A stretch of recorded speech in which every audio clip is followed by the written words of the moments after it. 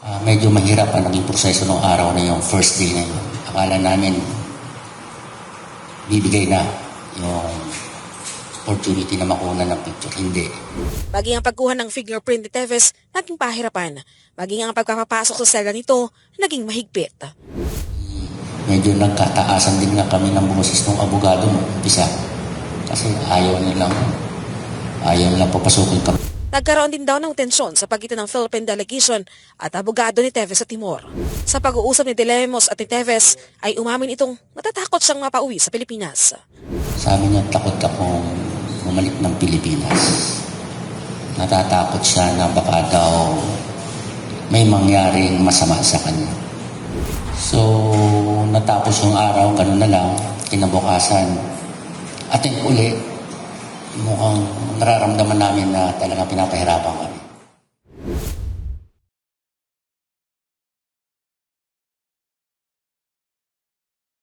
March 21, araw ng Huwebes nang lumipad ang Philippine delegation sa Timor-Leste para isilbi ang red notice ng Interpol laban kay dating Congressman Arnie Teves na nahaharap sa kasong multiple murder sa Pilipinas matapos ang pagpatay kay Negros Oriental Governor Roel Digamo.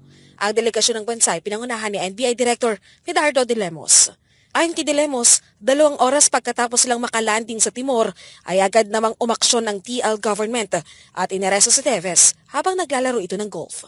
Pero pahirapan at mainit daw ang mga naging sitwasyon sa pagkuha ng litrato sa arestadong si Teves. Gusto kasi ng delegasyon na makakuha ng litrato nito para pruweba na si Teves nga ang naaresto ng Timor-Leste Police. Medyo mahirap ang naging proseso ng araw na yung first day na yun. Akala namin bibigay na yung opportunity na makuha ng picture. Hindi. So nag-isip kami kung ano ang next move natin. Maraming ganong challenges na medyo sa tingin namin nahirap. So natapos yung araw, ganun na lang, kinabukasan. Ating uli, mukhang nararamdaman namin na talaga pinapahirapan kami. Maging ang pagkuha ng fingerprint ni Teves naging pahirapan. Maging ang pagpapapasok sa selda nito naging mahigpit.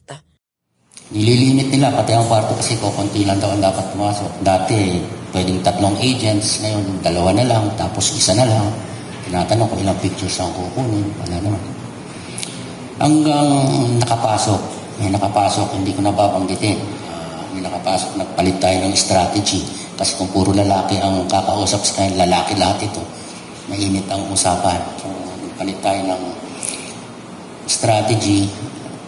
Hanggang sa may nakapasok, may pinayagan na nakapasok na isang kasama natin. In short, kumalma si Congressman Teves. Doon siya kinukunan siya ng fingerprint at the time. Sabi nga namin, 24 hours na ngayon palang kukunan ng fingerprint. Nagkaroon din daw ng tensyon sa pagitan ng Philippine delegation at abogado ni Teves sa Timor. Medyo nagkataasan din nga kami ng boses ng abogado mo. Umpisa. Kasi ayaw nilang papasukin kami dun sa matagal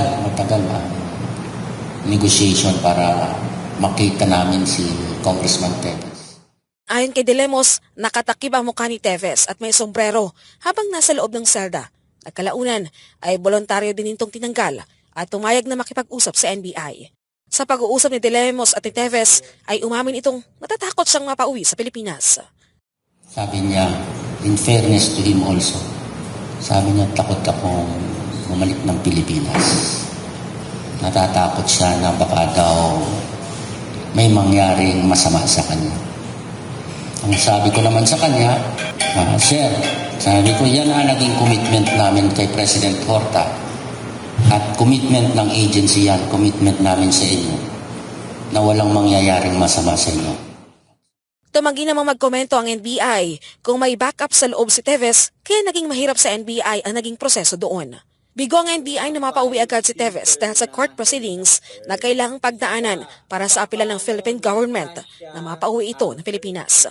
Magtatagal ang court proceedings ayon sa NBI mula 7 hanggang 40 araw.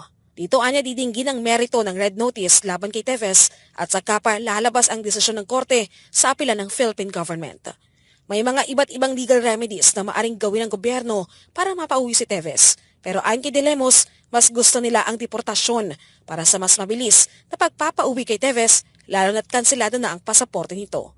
Sa ngayon ay balik Pilipinas na ang NBI at saka naman sila babalik ulit sa Timor-Leste pagkatapos ng court proceedings.